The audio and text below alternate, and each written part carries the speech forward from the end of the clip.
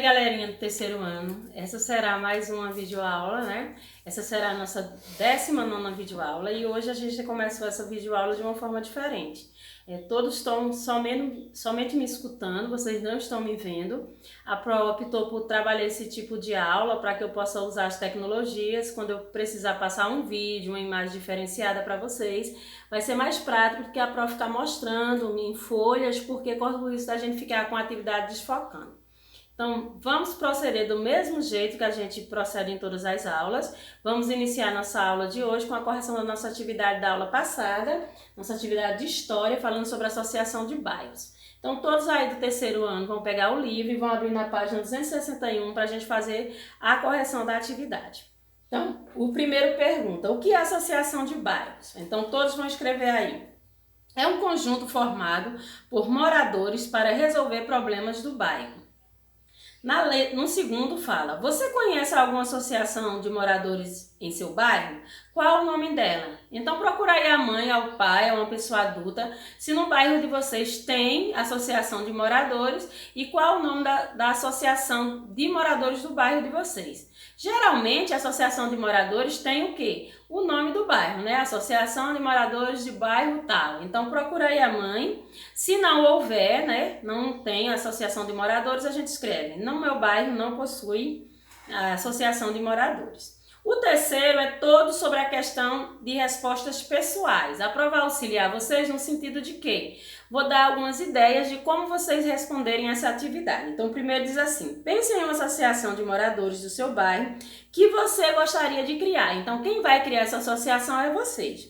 Na letra A, todo mundo vai escrever um nome para ela. Pensa aí num nome legal para a associação que você vai criar e dá para ela um nome.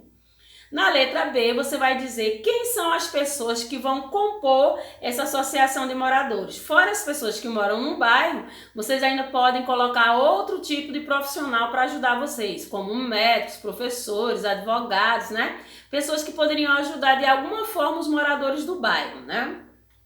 Na letra C, quais os problemas do seu bairro que vocês gostariam de discutir? Pode utilizar problemas reais do bairro de vocês, como saneamento, né, iluminação, coleta de lixo, saúde. Então pode usar os problemas que existem de verdade aí no bairro de vocês. E no D, em que festa a associação promoveria? Então, existem festas que elas podem promover, podem ser festas de Natal, Ano Novo, festas religiosas, né? Algumas festas que seriam legais a gente juntar todo mundo do bairro para promover uma socialização entre todo mundo. Então, pensa aí em umas festas específicas e colocam aí na letrinha D. Então, todo mundo terminou a correção dessa página, a gente vai colocar, como sempre, aí a data da correção e vai todo mundo, depois da data da correção, lá para o livro de português. Hoje nós vamos ter aula de português e a página que a gente vai abrir aí no livro de português é a página 30. A gente vai trabalhar um texto, o texto reduza, reutilize e recicle. Antes de tudo, a gente vai trabalhar a questão do gênero textual. A Pro vai ler para vocês o texto, mas antes da gente ler o texto e discutir sobre ele, a gente vai trabalhar o gênero textual, né? Que tipo de texto é esse? Lembrem que a Pro disse que existem os gêneros textuais, que nada mais é do que tipos de texto. Então, esse texto, reduza, reutilize e recicle, está incluso, né? Está inserido no gênero, qual o gênero aqui, ó? No gênero informativo. Então, o gênero textual desse texto aí do terceiro ano é esse aí, o texto, o gênero textual informativo. Então, vamos descobrir o que é o gênero informativo. É uma produção textual, quer dizer, é um texto com informações sobre um determinado assunto, que tem, né, como objetivo esclarecer uma pessoa ou um conjunto de pessoas sobre uma determinada matéria. Então, a função, né, os textos informativos, eles são textos que trazem informações de determinado conteúdo ou de determinados conteúdos específicos. Pode ser de animais, sobre saúde, sobre educação, né, sobre brincadeiras. Então, tem lá um tema principal e esse tema é desenvolvido um texto. Geralmente o texto está dando informações sobre aquele tema. Por isso que ele diz aqui, ó, que o objetivo do texto é esclarecer uma pessoa, pode ser uma pessoa só que está lendo, ou um grupo de pessoas que está tendo acesso àquelas matérias, né? Aquelas matérias que aparecem nos jornais, elas são chamadas de textos informativos. Por quê? Porque elas estão informando, esclarecendo alguns itens, alguns tópicos para as pessoas entenderem sobre determinado conteúdo. Então, onde que a gente encontra esses textos, né? A gente pode ter contato com esse texto informativo aonde? Aí aqui diz para vocês, ó. O texto informativo tem a função de informar ou ensinar. Esse é o objetivo dele. Ele visa transmitir um conhecimento e esclarecer dúvidas sobre um tema específico. Aí os temas específicos, eles são variados. Pode ter muitos tipos de temas aqui para a gente, né, estudar e aprender. Eles são utilizados em aonde? Onde é que a gente consegue ver? Nos jornais, nas revistas, nos livros didáticos. E que são livros didáticos? Esses livros aí, esse livro que está na sua mão agora para você estudar, é chamado de livro didático. Enciclopédias, sites na internet, né? Tem sites na internet que a gente utiliza para estudar e lá tem textos e esses textos são informativos. Artigos científicos e outros. Então tem uma variedade de lugares onde a gente consegue encontrar esse tipo de texto, né? Mas todos os lugares onde a gente encontra eles, a função dos textos informativos vai ser ensinar ou informar. O nome já diz, né? Ó, informativo. Quando falava a palavra informativo, lembra o quê? Informação, né? Então, a Pro agora vai ler para vocês o texto e depois a gente vai trabalhar essa atividadezinha em casa, né? A nossa página 31 a gente vai trabalhar em casa, mas antes a gente vai acompanhar aí com a Progil a leitura do texto.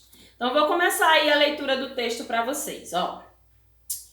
Todos os dias jogamos fora muitas coisas, como podemos diminuir nosso lixo? É uma pergunta aí, né? Reduza, vamos descobrir o que é isso. É preciso adotar atitudes para evitar a produção de resíduos, com base na adoção de pequenas práticas, como elas criamos uma nova mentalidade em relação às coisas simples do nosso dia a dia. Por exemplo, sempre que puder adquirir produtos com embalagens retornáveis, aproveitar os dois lados de uma folha de papel e revisar o texto antes de imprimir no computador. Economizar água, luz, gás, combustíveis do automóvel e alimentos. Reutilize. O que significa reutilizar, terceiro ano? É usar novamente, né? Dar uma nova função àquilo que você poderia achar que era lixo. Então, vamos ver aí o que a gente pode fazer. Reaproveitamento de materiais é hoje indispensável quando se pensa em diminuir a quantidade de materiais nos lixões. É importante criar o hábito de doar roupas, brinquedos, móveis, livros e outros objetos para que outras pessoas possam utilizá-los. Aproveitar garrafas e outras embalagens para criar brinquedos, guardar alimentos e etc. Reutilizar também sacolas plásticas, mas nunca objetos que impliquem na falta de higiene. Então, a gente tem que reutilizar, mas de forma saudável, né? A gente já tem esse hábito quando a mamãe pega o pote do sorvete que a gente tomou, né? Não tem mais sorvete ali. É uma ótima embalagem para reutilizar, para guardar resto de alimento, né? Para guardar algumas coisas em casa, como lápis de cor para vocês, né? Coisas que a gente pode armazenar dentro do potinho de sorvete. Então, já é uma forma de reutilizar. Muitas vezes a gente reutiliza as garrafas PET, que a gente tomou refrigerante, reutiliza para colocar água na geladeira. Então isso não é ruim, isso é bom, porque aquele objeto que ia para o lixo, né, poluir o ambiente, passa a ter outra utilidade na nossa casa. Então vamos saber o que é recicle. Por fim, o processo de reciclagem completa os 3 R's. Ele consiste em processar determinados produtos novamente. Assim, os materiais produzidos podem voltar para a indústria como matéria-prima, a fim de ser utilizados na fabricação de novos produtos. Se todos ajudam, a reciclagem pode se tornar um hábito que ajude a salvar o planeta Terra. Então, existem pessoas, né, hoje em dia, que passam aí na nossa casa, no dia da coleta do lixo, e recolhem latinhas, né, garrafas plásticas, essas coisas que podem ser reaproveitadas, eles levam novamente para a indústria transforma aquilo ali na matéria-prima, faz novas latinhas, novas garrafas para botar o refrigerante. Então a gente percebe que nada foi para o ambiente, tudo foi reutilizado. Quando ele diz os 3 R, significa ele falar do recicle, reduza, né, e reutilize. São os 3 R's que vão salvar o meio ambiente. É bom que vocês leiam novamente esse texto informativo, que tem como objetivo falar sobre a questão da reciclagem, né, de como a gente pode diminuir o nosso lixo, né? Lê novamente o textinho que está na página 30 e responde o conteúdo aqui, ó. Atividade de português, a Pro já deixou aqui num slide para vocês verem, e a página é a página 31, atividade de casa. Agora a Pro vai querer que vocês pausem um pouquinho aí o texto, o vídeo de vocês, né? Para fazer essa atividade, depois retoma o vídeo para a gente explicar a atividade avaliativa de hoje. Então, até daqui a pouco. E aí, galerinha, voltamos agora, né, com a nossa orientação sobre a nossa atividade avaliativa de hoje. E a nossa atividade avaliativa é sobre geografia. O nosso conteúdo é a área rural. Então, a Pro vai proceder fazendo a leitura aqui do conteúdo para vocês e depois vai explicar o que vocês precisam fazer aí na tarefa. Então, a área rural fica fora da cidade, no campo, e pode possuir chácaras, sítios, fazendas, propriedades médias, pequenas, grandes e até mesmo algumas indústrias. A maioria das pessoas que vivem no campo trabalham na agricultura, na pecuária e em atividades extrativistas, como os seringais e os garimpos. Na agricultura, os trabalhadores cuidam da lavoura, eles preparam a terra, plantam e colhem produtos. Os peões, vaqueiros e tratadores são trabalhadores que atuam na pecuária. Nem todos os trabalhadores rurais moram no espaço rural. Um exemplo são os boias-frias, que moram nas cidades e que empregam temporariamente no campo, geralmente na época da colheita. A vida no campo é mais tranquila e mais saudável. Então vamos agora para nossas perguntas. Primeiro, o que podemos encontrar na área rural? Então volta todo mundo no texto e lê novamente o texto lá para saber. Essa informação está no texto que a Pro acabou de ler. O que a gente pode encontrar na área rural? Na letra B pergunta: quais as atividades desenvolvidas pelas pessoas que trabalham no campo? Então, existem algumas atividades que as pessoas que moram no campo, elas podem fazer, não é isso? Elas fazem ali. A Pro até lista lá 3 atividades das pessoas que moram no campo, um textinho, e vocês vão ler lá novamente para que vocês consigam responder. Letra C. Todos os trabalhadores rurais moram no espaço rural?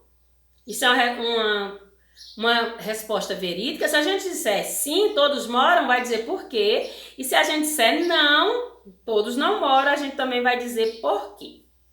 No 2 fala assim: marque com um X o que encontramos na zona rural e o que encontramos na zona urbana. Então, assim, ó, estradas de terra, onde a gente encontra? Onde a gente encontra mais? Vamos falar assim, na zona rural ou na zona urbana? Muitas casas e prédios, isso é da zona rural ou da zona urbana?